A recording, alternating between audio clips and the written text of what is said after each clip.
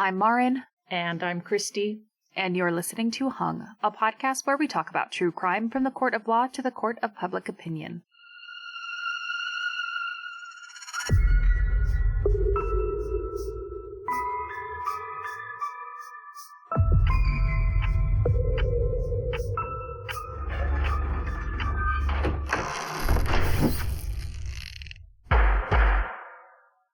All right, welcome back, everybody. Today we are starting a new case. You thought it would never happen, but here we are.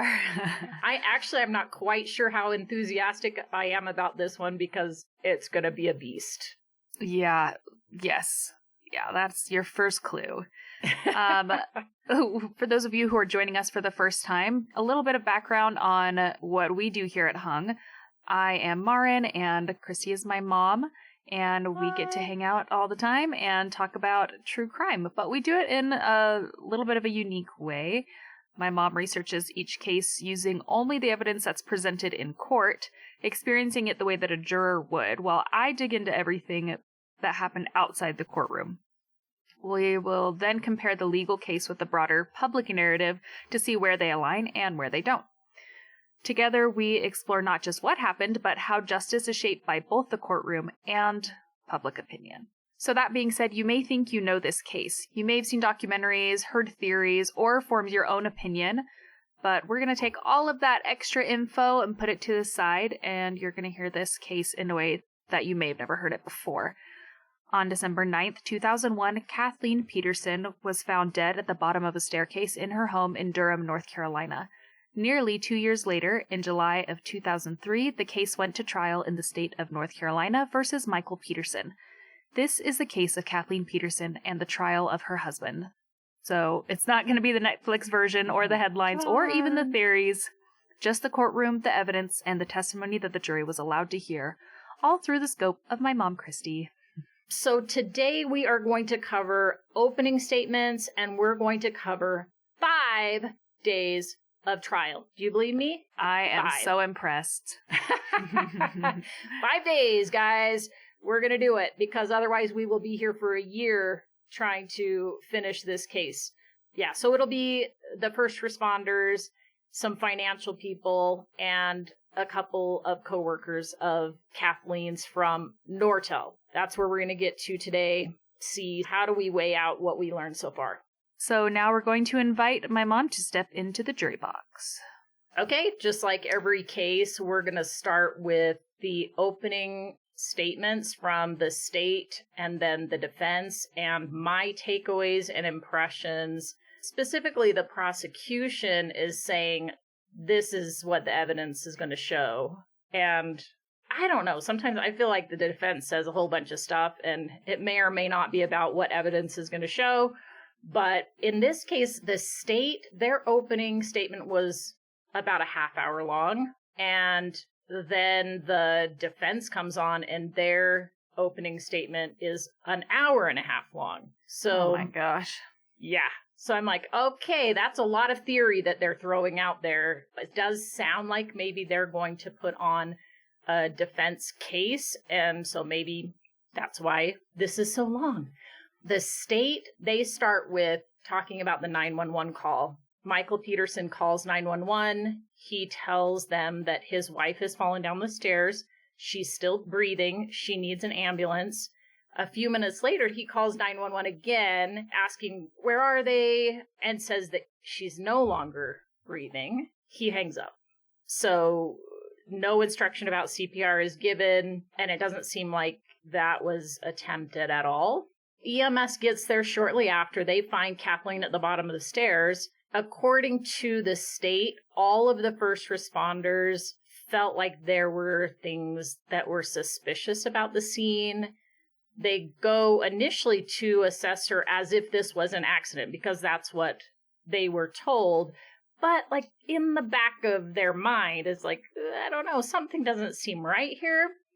They kind of jump really quickly to the fact that Kathleen's family had given every family a blowpoke for a Christmas gift. What is a blowpoke? So a blowpoke is like a fireplace poker that is hollow so that you can blow through the tube and you can fan the flames and also have a pokey thing to move logs around. Okay. It's like a combination of like a bellows kind of idea, but there's no bag. Right. Mm-hmm. Yep. Just right. human powered. Get your lips on there and blow. Now I'm wondering what other kinds of gifts this family member tends to give her family. If she's handing out blow pokes and sporks and weird things, combo things like that. Yeah. They said that, hey, someone gave them that, but it's not there. It's missing. And they think that the blow poke was used to beat Kathleen and that it contributed to her death. Okay. We jump here and then we jump back out again. They go into motive. Here's the financial situation. They're living in this huge house. So she has been the primary breadwinner for the past 2 years. Mike is an author. He's written a couple books. He's also writes a column in the newspaper. The state is claiming that he didn't really have any sort of income for the past couple of years and that they had been living on credit. They'd started liquidating Kathleen's assets. They had all these financial responsibilities like kids in college and a bunch of different mortgages. They had some rental properties that they were responsible for as well. And then also with Kathleen's job, there was a lot of layoffs going on. So there was the idea of maybe her job wasn't so secure. So combine all of these things together and, this is not new. The idea that sometimes spouses might feel like they're going to be better off if their spouse dies than if they are alive. Even though she's the one that's making the money, or she might not be making money soon, is the problem? Right. If she loses her job, then the situation becomes more dire. If she dies, then there is a rapid payout of money and money that they wouldn't have access to if she was alive. Okay, gotcha. Yeah. And this is all like if she loses her job. Even if she doesn't lose her job, the assets that theoretically they have access to, they don't necessarily have ready access to. So there aren't a lot of avenues for them to access that money quickly. Gotcha. Yeah. Yeah. So EMS come into the house and look down the hallway and they can see Kathleen's body leaning against the stairway wall with her feet extending down into the hallway. And they see Michael Peterson standing over her. He has blood all over him. He's barefoot. His shoes and socks are on the floor next to the body. The paramedics go over and start assessing her. No vital signs. No electrical activity of her heart. There was a lot of blood. The walls inside the stairwell, blood spatter all over, extending like heavy blood spatter about 3 or 4 feet up the wall. So wow, a lot of blood spatter. I mean, just so much blood. And they said as far as like cast off as high as 10 feet up on the wall. Wow. They must have high ceilings to get 10 feet of spatter up there. yeah. And it's also the stairwell, you know, like if you're going upstairs, the stairs are going up. So you have like 2 stories high of wall. So it's that. And then also there is the wall that's outside the stairwell too, in the hallway near the kitchen area. But mainly I think that 10-foot one is inside the stairwell. Makes sense. And she's just laying in a big pool of blood. The first responders are saying the blood's all dry. So they're concluding she's been dead for a while. Mike is too distraught to really give any sort of statement. The only thing that he says to them initially is that he went out to turn off the pool lights and then he came back in and she was dead. So it sounds like from what he's saying, I just left her. I just walked away and I went out to turn off lights and I came back in and here she is. And it's like, wait a minute. There's no way this just happened 10, 15 minutes ago, right?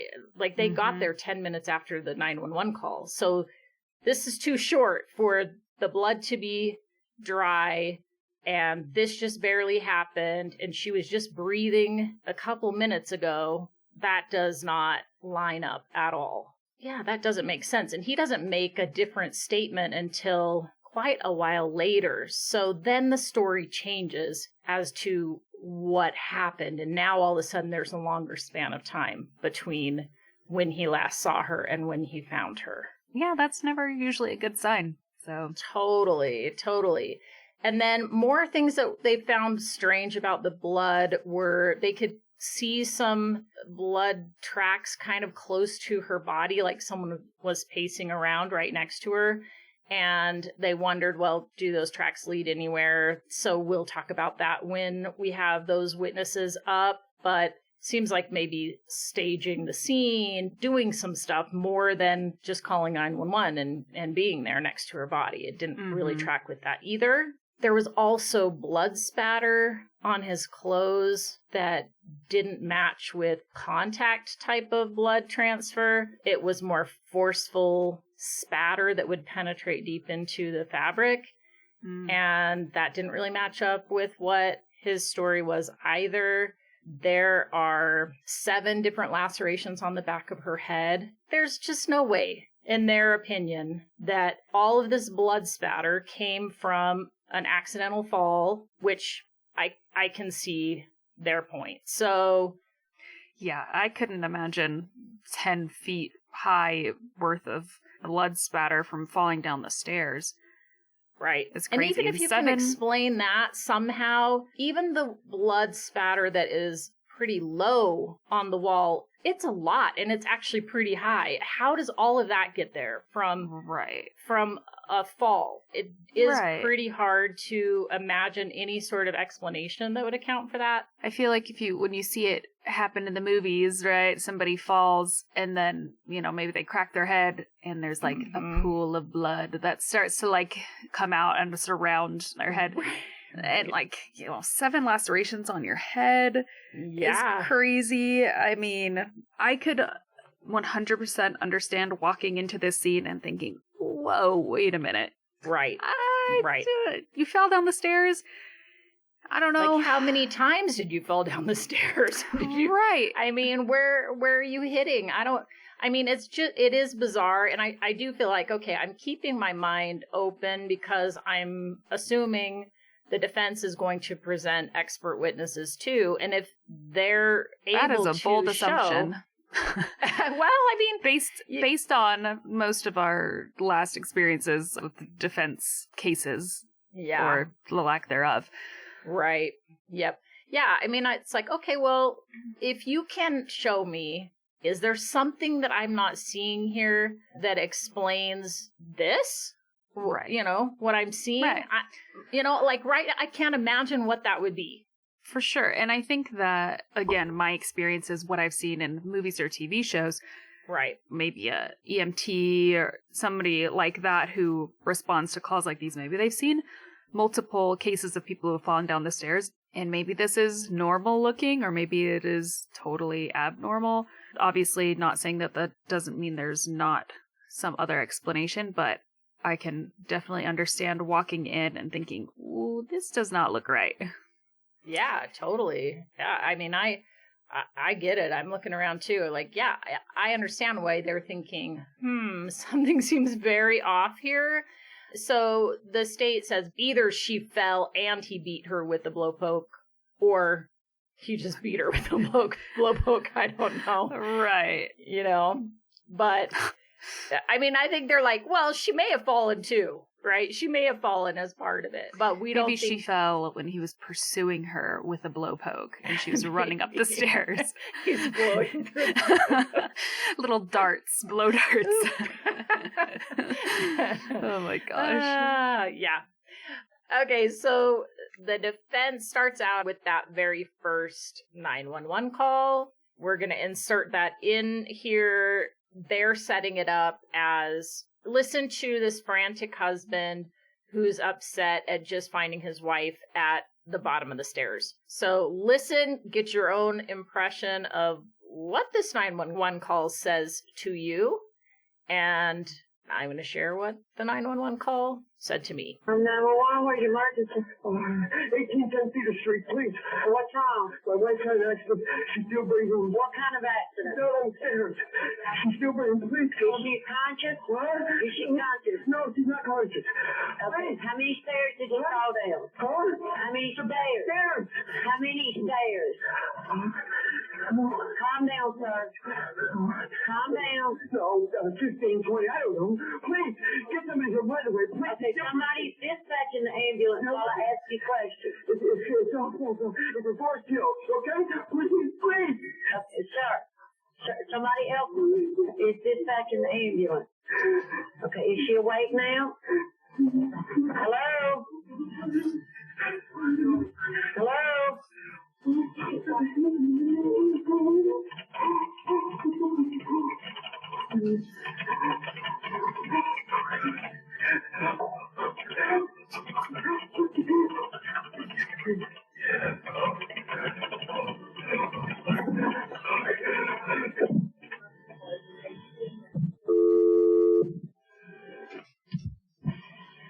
Okay, so to me, it did seem like he could be acting overly frantic rather than being overly frantic. I mean, it's hard to know because everybody's kind of different, but I just thought it was so weird that he hung up so quickly instead of trying to get instruction on how he could help, especially considering that he didn't help. Like, the thing that he did, which, I mean, there was evidence that he did, is to grab some towels and put them under her head to soak up the blood from these wounds on the back of her head. Yeah, which you shouldn't, may be well-intentioned, but not a good idea either, because, you know, there's potential neck injuries and things like that. You don't want to move somebody's head in those scenarios. Yeah, I mean, I can see that, and people do all sorts of things that aren't necessarily completely logical when they're in these types of situations, but you would think that when you're in a frantic state, that what you want is someone to tell you what to do because you can't think straight. So you tell me what to do, and instead he hangs up. So it doesn't seem like somebody who's actually trying to assist his wife. Right. Well, obviously what the defense is hoping that you get from this is not what you got from it, at least upon first listen, you know. No, it was not. That is for sure. I mean, I get some of the confusion with some of the questions that the 911 operator is asking. She's asking things like, how many stairs did she fall down? You know, like, what? I don't know. What do you mean? I don't know, 15, 20. But he doesn't say anything about there's a lot of blood. She has head wounds. He doesn't say anything about that. He just says that she's fallen down the stairs. She needs help. The defense, they want to start poking holes in the state's motive right from the start. You know what? This really is not a good motive. You know, if you can't figure out why he would do it, then that actually supports the defense. I think that there's some truth to that. Sometimes we just can't see into people's minds, though. Right. You know?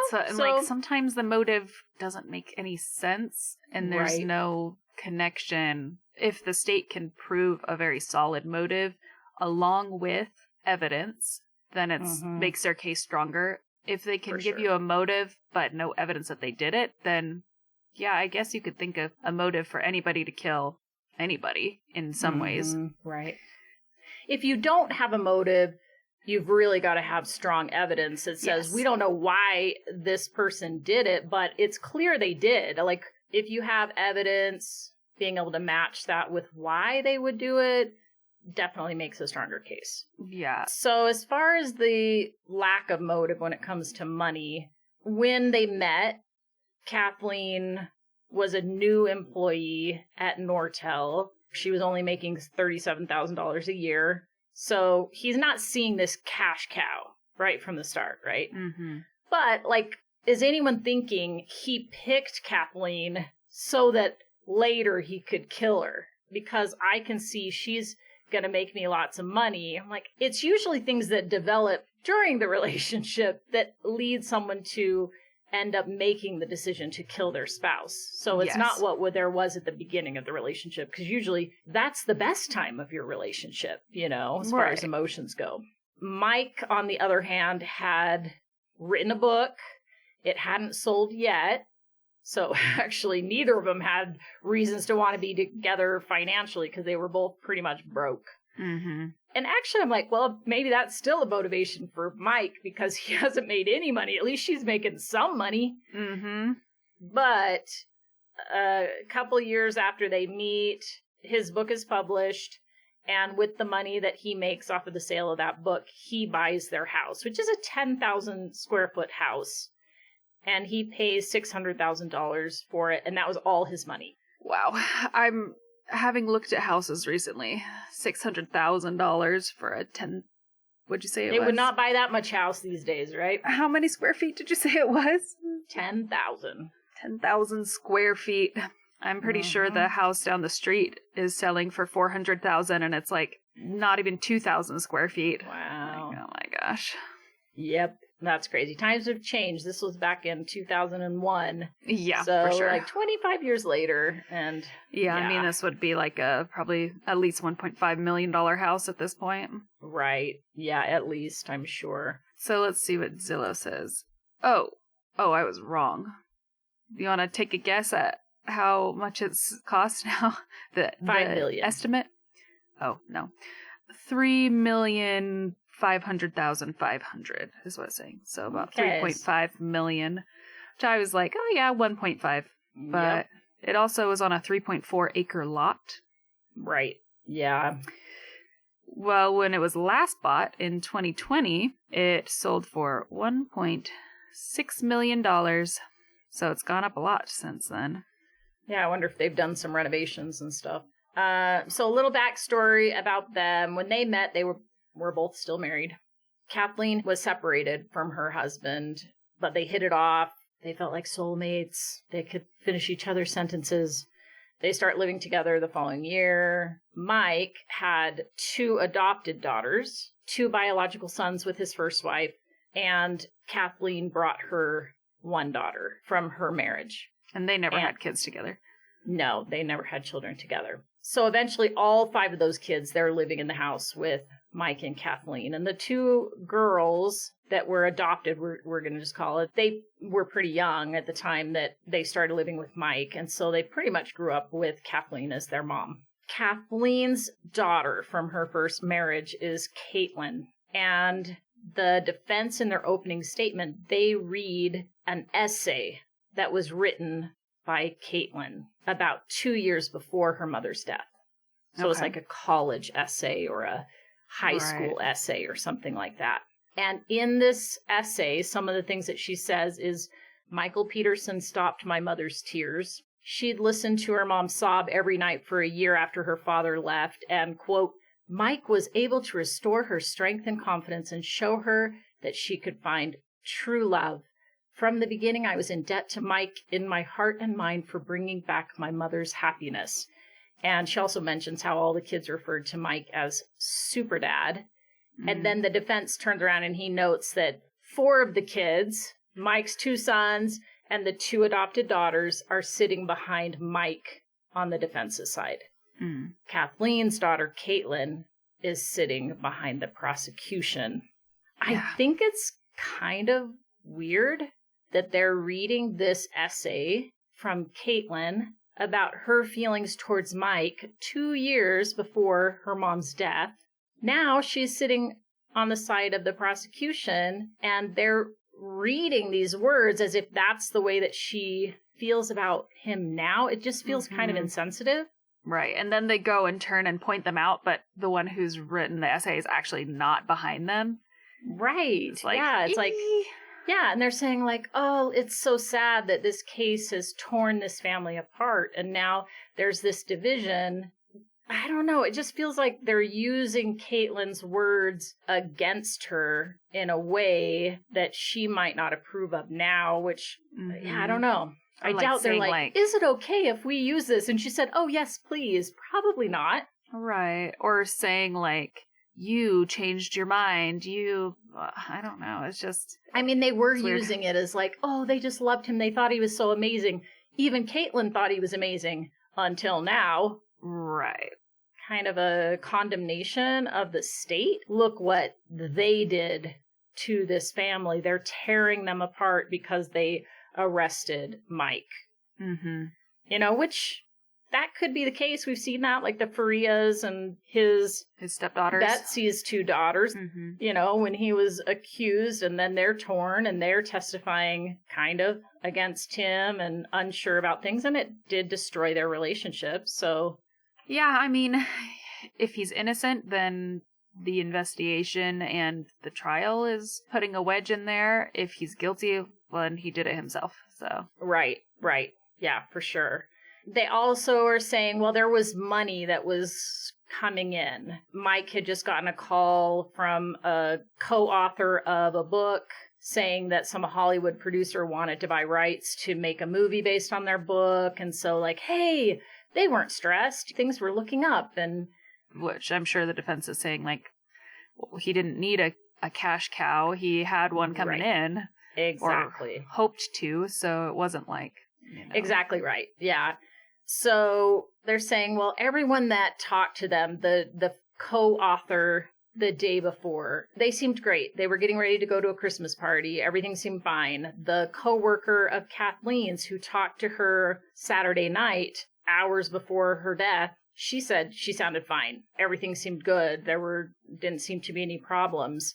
And now all of a sudden, something changed? Like why? What would have changed to cause him to kill her at this point? To them, it doesn't make sense. Mm-hmm. So their story is that Mike and Kathleen go outside to sit on the patio around the pool at around midnight. He's smoking a pipe, she's smoking a cigarette, they're chatting, and they're out there for about 2 hours. And around 1:45 or 2 a.m., Kathleen says she's going to go inside and go to bed because she's got a conference call the next morning, a few hours from now. And so he says, well, I want to stay outside and finish smoking my pipe, which I'm like, can you not finish smoking a pipe in 2 hours? That seems like an awfully long time to be smoking a pipe. Right. But what do I know? But that did seem like a weird detail to me. Yeah. That, I want to smoke longer. And then he stays out there another 45 minutes. So the defense says this wasn't Mike. I mean, there were issues that contributed to this being a fall. Kathleen had been drinking. Her blood alcohol level was 0.07, which I want to point out, under the legal limit. There's also Valium in her bloodstream, but those two together makes her effects stronger than they normally would be. Also says she'd been experiencing headaches recently, and she'd even had an episode where she'd lost her vision for about 30 minutes.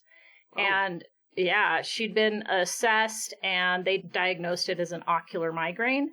So, like, did she all of a sudden lose her vision? Was she dizzy? Did she have a headache? She had alcohol, Valium. She's wearing plastic jelly flip-flops, that are slippy. Don't They're have good not traction. And so they're saying, okay, well, she's going up these stairs that are narrow and they're dimly lighted, and she loses her footing and she slips and falls. Then they say she's laying there for a time and bleeding.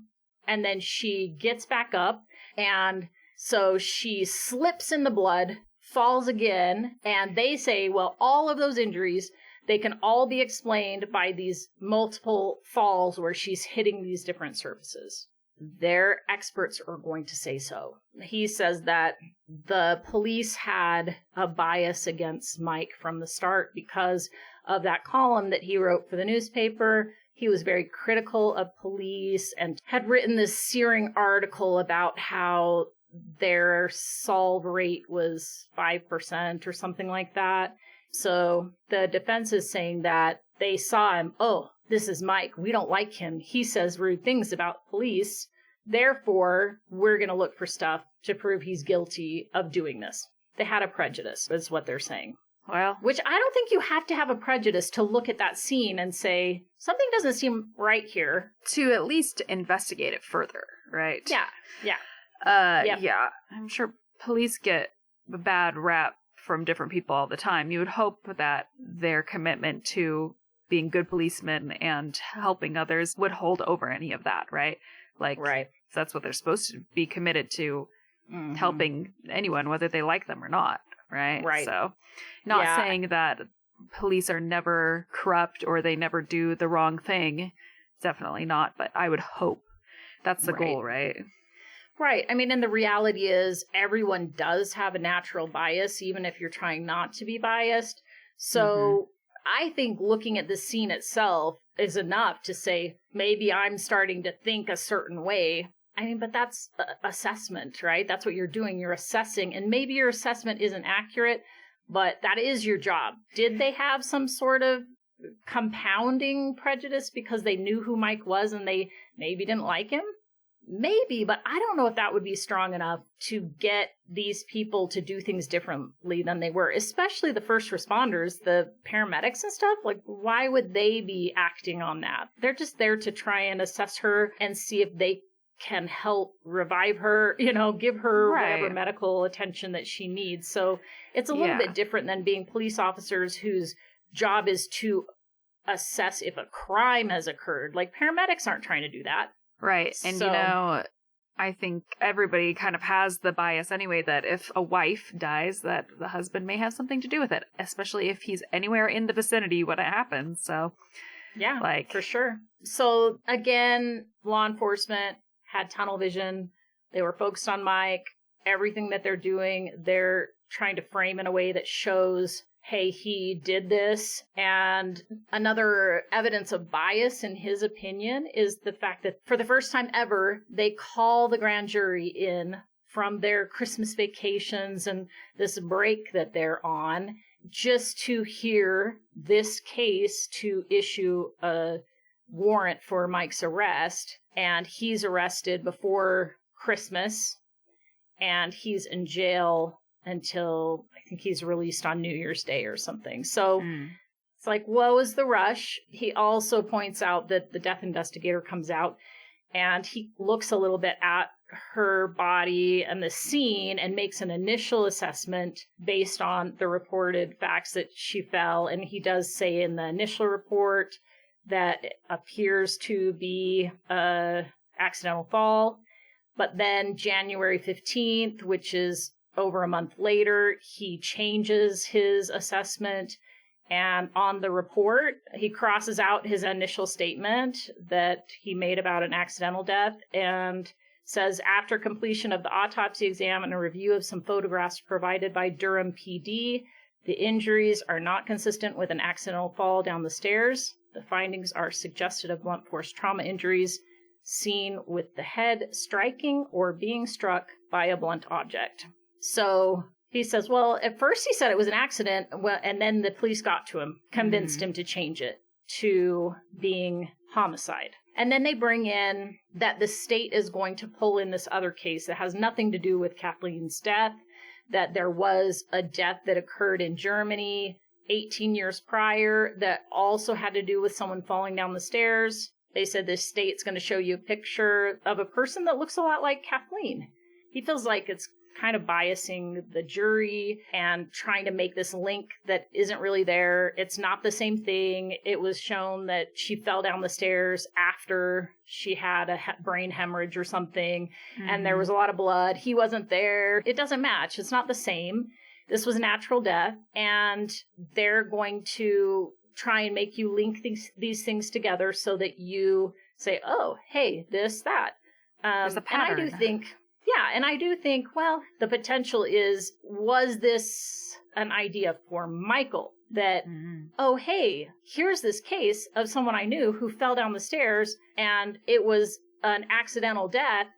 Maybe this can also be an accidental death. So it's not necessarily that they're saying he had something to do with this other death, maybe. But even if he didn't and it was natural, could that be a let's recreate this type of scenario? And it also looks like an accident.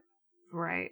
So the defense ends with, we're going to show you that what happened in the stairwell in 2001 was just a terrible tragedy, leaving Michael Peterson without his soulmate. What Michael Peterson brought Kathleen over all these years was happiness. And they show this picture of Kathleen sitting on Michael's lap, and they're smiling and loving and all of that. I forgot to say, there's one part where the defense is reading a statement by one of their friends about how much Michael and Kathleen loved each other. And as the defense attorney is reading this statement by the friend, it looks like Mike is mouthing the words that are in the statement along with the defense attorney, which is kind of weird to me.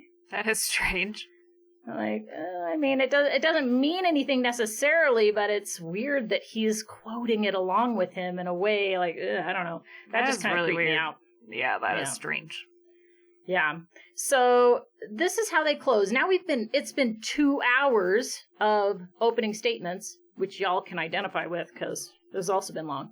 Actually, it's not been that long because we've had other things. How does a jury sit and listen to 2 hours worth of opening statements? You know, that's like watching an entire movie. How do you keep your attention on what's being said for that long? We finished the opening statements. Obviously, the members of the jury don't get to share their impressions until all the way at the end here, but you've heard our impressions, and we're interested in hearing your thoughts as well. So if you have any comments, we'd love to hear that either on the episode. It could be on Spotify, YouTube. We also have our Instagram, which is at Hung Podcast on Instagram, or you can send us an email at hungthepodcast@gmail.com. And we'd be super interested in hearing anything you have to share, anything that I might be able to add in my episode later down the line, things you found interesting. That's right. A jury is made up of 12 people. Well, 6 to 12 people, we've learned.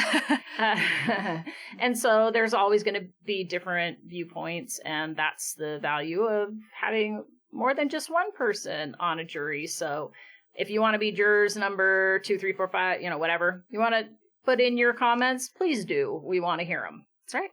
Okay, so let's get back to the witnesses that were put on the stand. We have the first 2 are the paramedics, and they're very consistent with what the state said they were going to testify to. They came in, they did a quick assessment on her. I do think it's really strange that they don't move her at all. I don't know. They don't say why they didn't do that. They put pads on her. There's no electrical activity of her heart.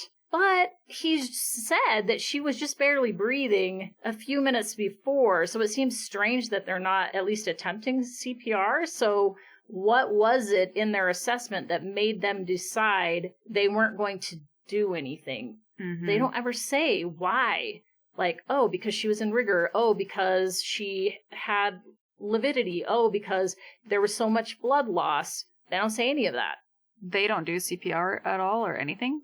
No, they don't even, they barely touch her. They barely move her. So I just think about, like, some of the cases where the person has probably been dead for much longer and they still try. Right.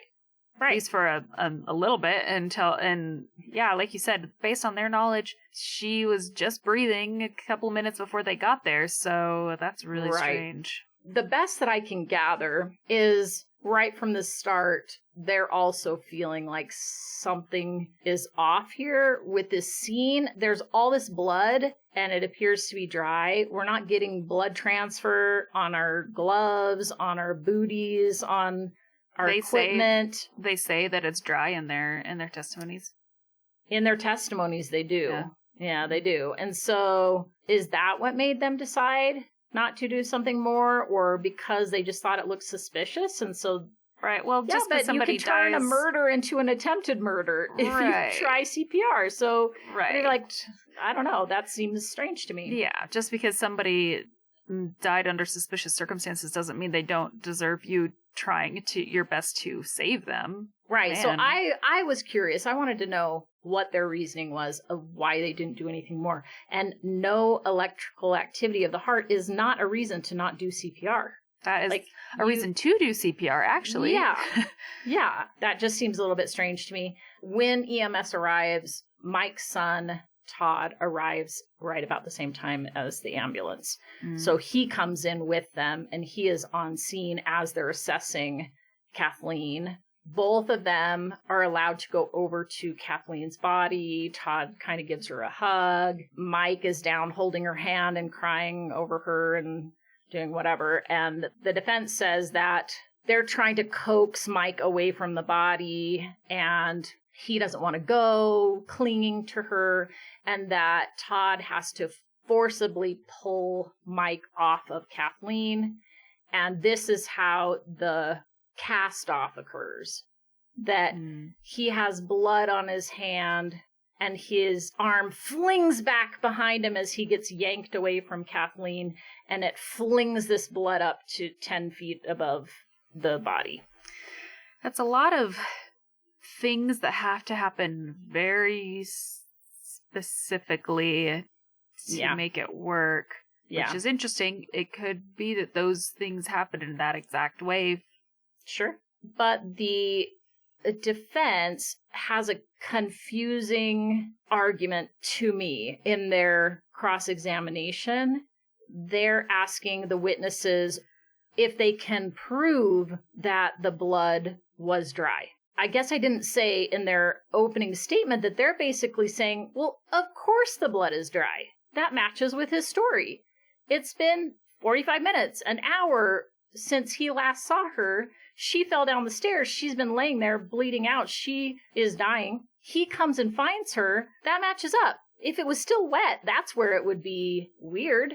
Does the defense want the blood to be wet or not wet? Because they're saying the flinging of the blood when Michael gets pulled away from Kathleen's body, but they're also saying, yeah, of course the blood's dry because she's been there for a while. The firefighters, they claim that between them and a police officer, they block off that hallway where her body is. So the hallway goes from the front door and connects to the kitchen.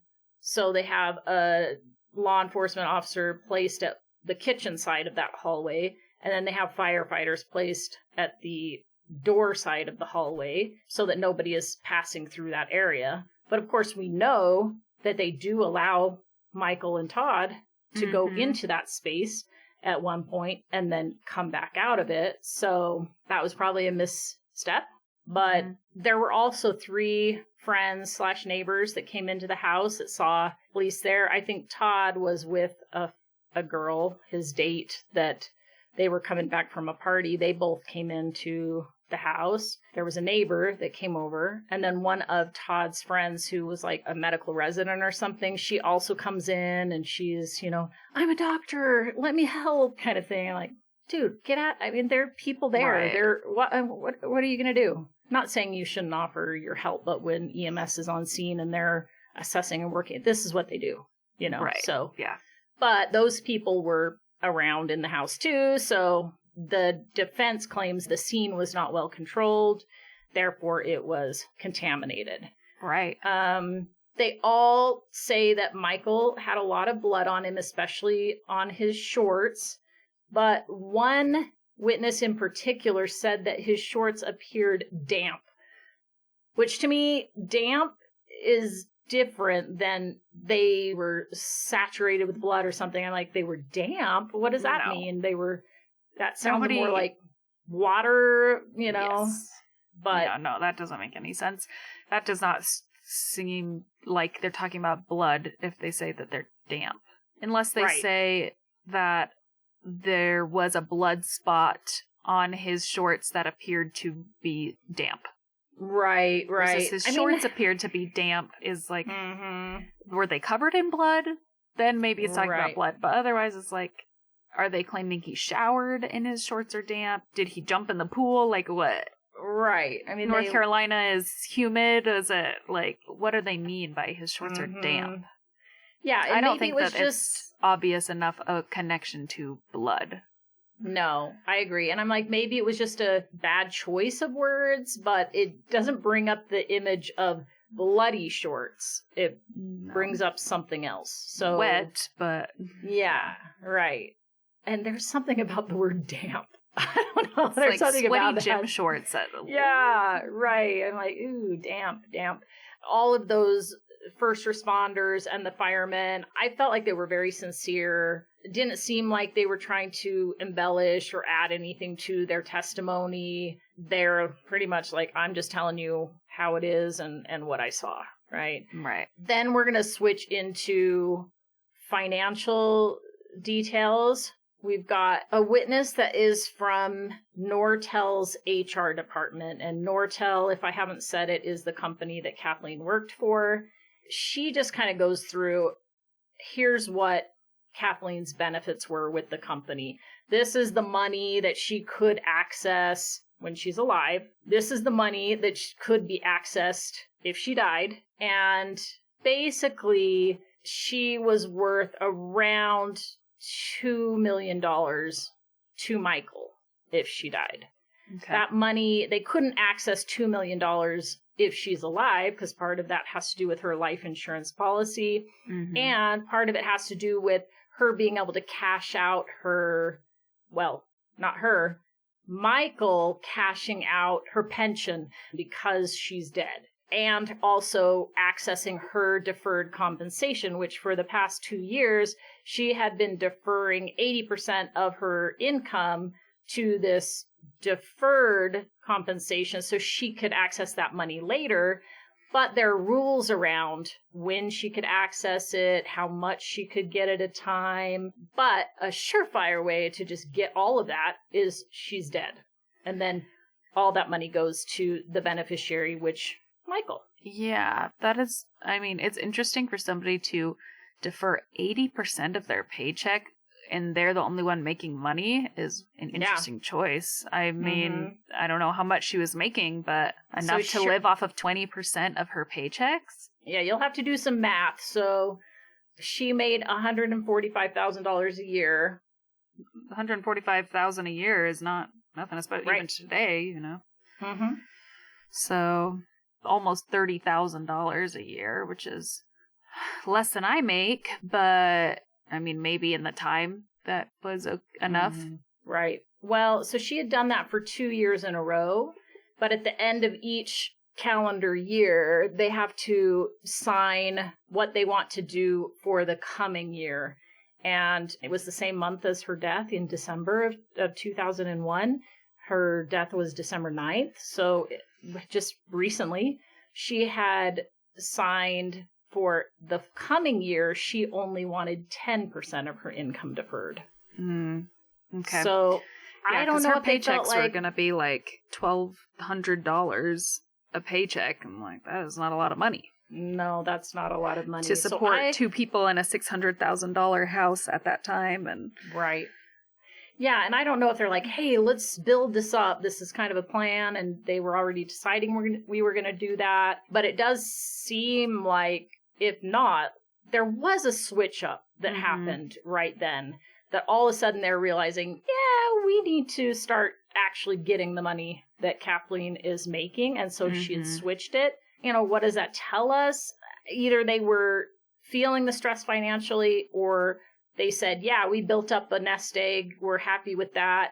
Now we're going to start taking in an income. I don't know.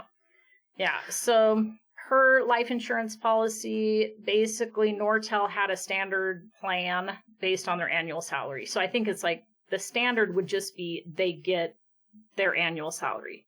And then the employee can elect to increase that up to 5 times their annual salary, which I'm sure they would be responsible for paying the difference in premium for whatever they increase it by. Right, because otherwise you would just do the biggest one, no-brainer. But right.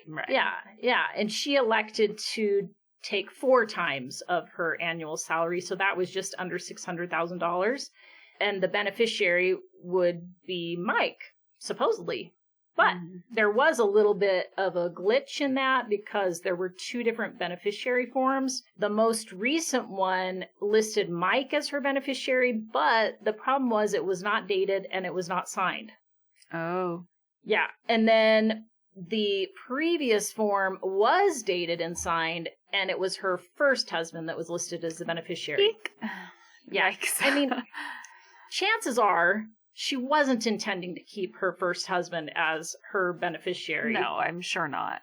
But that meant that the question went to court for the court to determine which of these should be honored, who is the beneficiary. And at the time of trial, it was still being litigated. So nobody had gotten that money. But if Mike had been determined to be the beneficiary of life insurance policy, with everything that he would have gotten from the life insurance and all the other stuff that he had access to upon Kathleen's death, he would have gotten around $2 million. Mm-hmm. So that's a lot of money, especially back in 2001. Yeah. Couldn't even buy his own house with that now, but back then. True. So the defense's point when they are talking to this witness is like, well, yeah, but if she'd stayed alive, she would have kept making money. That's true, but it's not as much money as he would get all at once if she died and she gets it now. So kind of depends on how much value does he place on her being alive versus the value he places on her being dead. And, you know, it's like, well, I could get a bunch of money if Dad died, for example. That doesn't mean I would want him to die just because I would get a chunk of money. I don't even know how much money I would get, but does that prove guilt just because someone is going to get some money in the event of someone's death? So he just better not fall downstairs or do anything crazy because, you know, like, you leave me out of any of that if something happens, because if I'm going to get money when he dies, which is like, isn't that the point, that you're trying to set things up that if something happens to you, your family is provided for? So the fact that your family is provided for, that makes it, you probably did it so you could get that money? No, and I don't think that every person who receives life insurance money from the death of a spouse goes to court. Right. You know, obviously there would have to be other circumstances surrounding it, but you're right. It's like you have to prove motive, that they really desperately needed that money. Like in some of our previous life insurance cases, right? The state did a really good job of showing the person was desperate. So they have to prove that Mike was desperate for this money. Right. Or there was also another reason for him to kill her, because otherwise, why? Just because you would get that money doesn't mean that you would kill your spouse for it. Right. Or that you want it or need it. Like, it's like, would I like $2 million? Yeah, of course I would like $2 million. But there are things that I wouldn't do to get $2 million. Right. I agree. There's got to be something more than just what the value is of her being dead. There's got to be something else that shows why that would be so important right now. One of the things that this HR witness reviewed was these stock options that were part of her benefit package.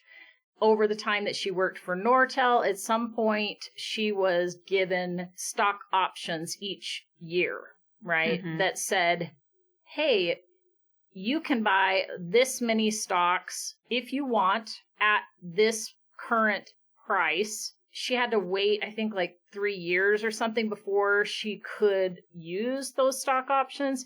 And then she could only take out like a third of it a year for 3 years or something like that. So it's not like ready access to it.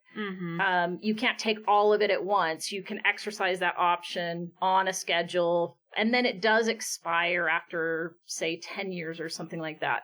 So it doesn't last forever.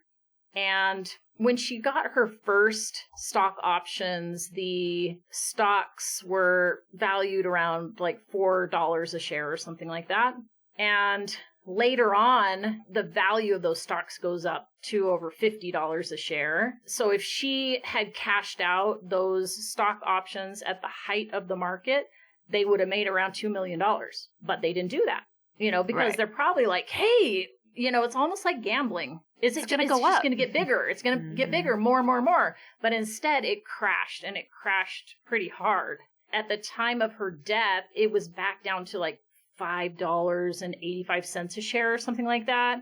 So the only stock options that had any value to them were the ones that were cheaper than $5.85 a share, which was a very, very small portion of those stock options. So all the rest of them, she would have had to pay more than she could pay at today's rates. And so those were worth nothing or worse than nothing to them, right?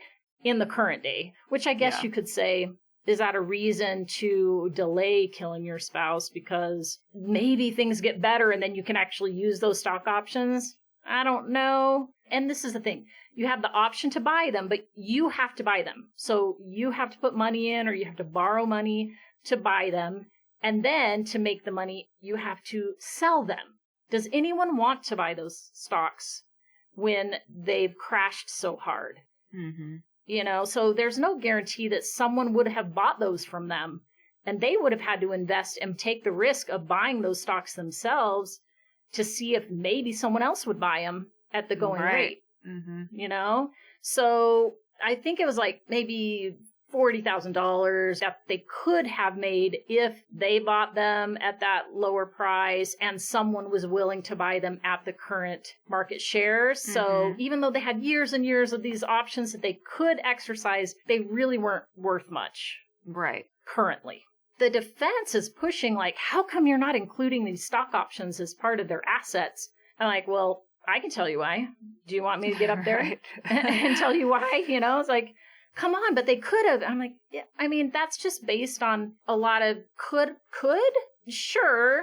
It's actually not worth much value though, right? So I don't think to say, look how well they were doing and hey, they had all of this access that you're not including in their value or something like that. And this lady, she doesn't know Kathleen. She's just going through her personnel file and saying, hey, these are the different things she had access to. This is how much money it was worth. She's just giving you the facts. I do feel like the state made a strong case for the financial motives of what he would have gotten more immediately, especially if he didn't know, which I'm sure he didn't, that the beneficiary form on the insurance was not going to be considered valid and that he wasn't the beneficiary on that life insurance policy. But it's got to be paired with other things, like we said. Right. They proved the fact that he would get money if she died. Right. Which, yeah. Okay. Right. And so now they kind of go into more financial, like, what is their financial situation? Why would you make one choice over the other? Keep her alive or better off dead? And so they bring in someone from the State Bureau of Investigations, but they don't get very far. He looks at their assets, properties that were bought and sold in the 2 years prior to her death. And he says their assets were valued at $1.6 million. And then they dismiss the jury. There's some big discussion and we come back and it's two witnesses who worked with Kathleen. And both of them had talked to Kathleen the day of her death, which was on a Saturday. So we have Helen, who worked remotely with Kathleen. She was based in Canada. Both witnesses from Nortel talked about the situation at Nortel, and both of them had been on other teams, but they had been moved to Kathleen's team when their team was dissolved. People were fired, things were downsized, projects were canceled, and they end up on Kathleen's team. And so it's like, well, it's clear things are going badly. Right? There's a lot of tension. I could lose my job. Kathleen was scheduled to go to Canada on Monday, and some big thing had happened with this project that they were working on. There was some sort of subterfuge or something. And so they called this emergency meeting of the team for Sunday. Now it's Saturday. Helen's trying to touch base with all the people involved to figure out what time is going to work for this meeting on Sunday. And the plan was for her to contact Kathleen and let her know the agreed upon time. So that's why she called Kathleen on Saturday. She leaves a voicemail, and then she realizes she isn't sure if she left the time of the meeting, which is funny because that's the whole point of her calling. Right. And so she calls a second time and says, oh, hey, here's the time if I forgot to say it. And Kathleen ends up calling her back after 10 o'clock Kathleen's time because she had accidentally deleted the second message that had the time in it. Oh my gosh. And so she didn't hear what the time was. So she called and they talked for a few minutes, and Helen said everything seemed fine. She didn't sound distressed. She didn't sound drunk. She didn't sound like she was affected by drugs or anything like that. And that was almost 11 o'clock p.m. I mean, at 11, they hadn't been out there drinking yet. Well, they had been drinking at dinner, but that was a lot earlier. Right. So, but you're right. Like, they're saying that they went out to the patio at 11. How much more were they drinking? I don't know. But right, because didn't they go out there at like midnight? Yep. So, at least at 11, she seemed like she was fine. Right. So they bring back on this SBI agent, and he gives some more information about their financial status. And the crazy thing to me, so he's talking about, okay, what their spending is versus the amount of money that they were bringing in. And for the 2 years, which now you brought up, she would have only been bringing in $30,000 a year, $29,000 a year. So I don't think this was a good idea based on this financial review that he's doing. In 1999, they spent $200,000 more than what they brought in. Yeah, it seems like they should have swapped it. Save 20% of her paycheck and get 80, because when he's not making money. Right. Well, and I'm like, $200,000? She doesn't even make $200,000. So why are you spending? And that's the excess, not including what they paid off or whatever during that year. That's what they accrued in debt over that year was $200,000. Oh, so this was over 3 years, I guess. 99, 2000, 2001, right? So over the past 3 years. So 99, around $200,000. That they spent over what they brought in. The next 2 years, right around $100,000 more than they brought in. So that's pretty significant. It is. So they're just accruing a bunch of debt, basically? Yeah, exactly. And they mentioned, well, they had all of these rental properties that they owned. Those rental properties had mortgages on them, so they weren't like they owned them free and clear, and they were just money coming in, because you could say, well, maybe that's the money that they're living off is rental income coming in, and so they don't need her income. They can save that up for a rainy day, for retirement or whatever. Yeah, I was wondering about the rental properties. He looked at this loan application that they had filed, and on that loan application, they list Mike's income as $4,000 a month, and Kathleen's income around $18,000 a month. But where's that money coming from? There's no indication that Mike was bringing in any money, let alone $4,000 a month. And because of the deferral of Kathleen's income, she wasn't bringing in $18,000 a month either. $18,000 a month? Definitely not. I mean, maybe. Yeah, what would that be if she had taken all of her income? Would it be that? If she had taken all of her income, which was $145,000. Right. So divide that by 12. It would have been $12,000 a month. So even then, that wouldn't be $18,000. No. So I'm like, where are they getting those figures? I don't know.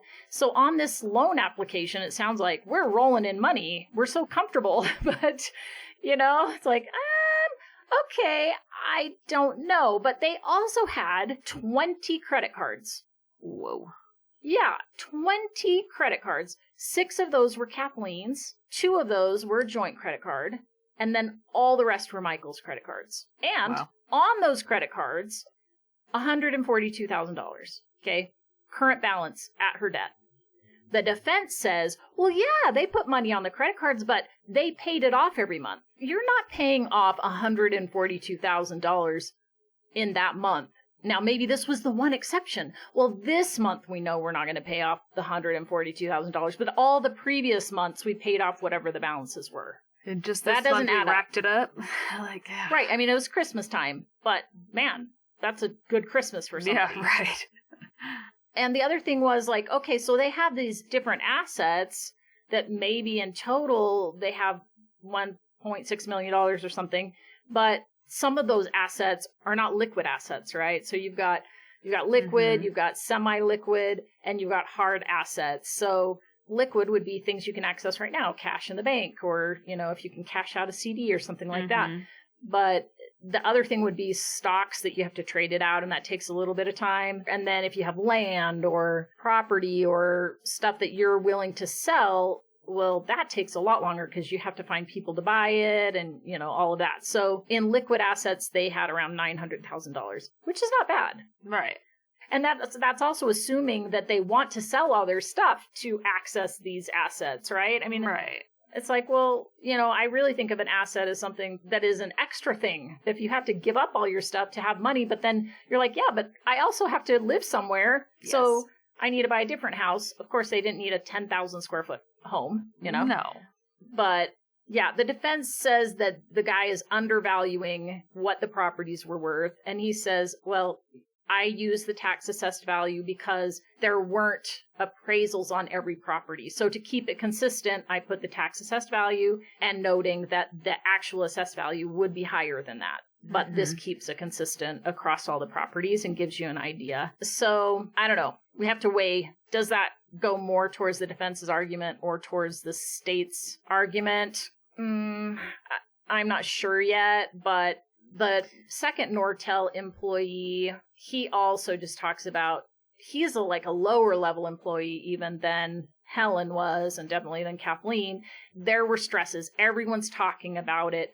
What's happening? Who's going to get laid off? Yeah, everyone knew. There is this sense of Kathleen might lose this money and I got to cash in before it's gone, right? Right. I don't know what happens to that life insurance policy if she gets fired because it's through Nortel. He did see her briefly on that Saturday morning. They were both in the office. They chatted for a few minutes. She seemed fine. She was going Christmas shopping, doing stuff with Mike, and that was kind of it. And then we move into 911 operators. We heard the 911 call during the defense's opening statement. She described Michael as hysterical in her computer report. And the prosecution is saying, well, can you tell whether he was faking that or they were real? She says no. So it was pretty straightforward, and we just have to judge for ourselves what we think when we listen to the recording. And then the second 911 call that we didn't hear before, we're going to let you listen to now. 911, where's your emergency? Where are they? It's 1832. I'm just out of freezer. Please, would you hurry up? Sir? Calm down. They're on the way. Can you tell me for sure she's not breathing? Sir? Hello? That was a pretty short call too, and this is where he says that she's not breathing, where are they, and ends the call.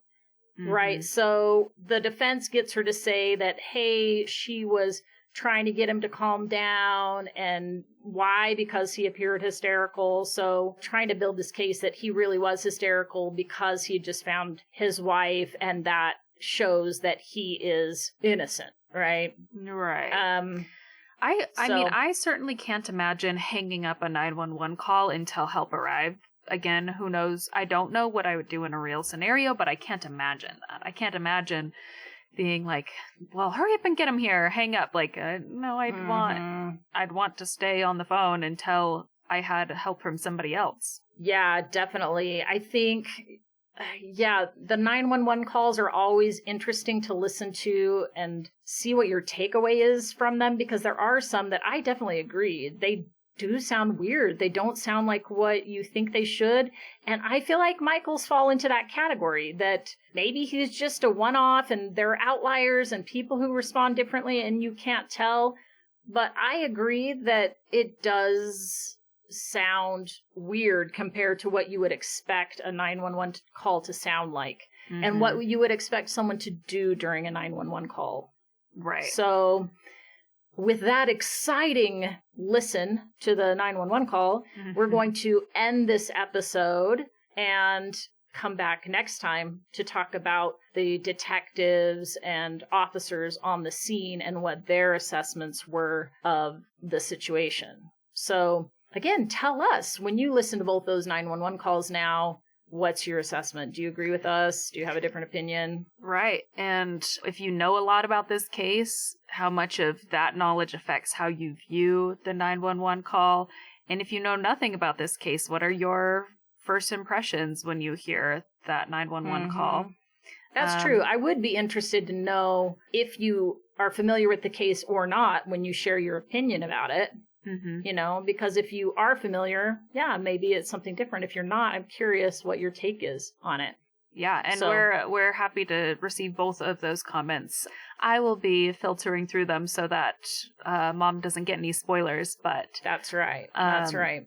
But we'll definitely be reading them and maybe even including some of your info in our future episodes. So again, you can comment on our posts on Instagram at Hung Podcast. You can also send us an email at hungthepodcast@gmail.com. And feel free to leave comments on the individual episodes themselves on Spotify or YouTube or wherever it is that you listen to us. But until next time, we've enjoyed hanging out with you today. I'm Maryn. I'm Christie. And you've been listening to Hung.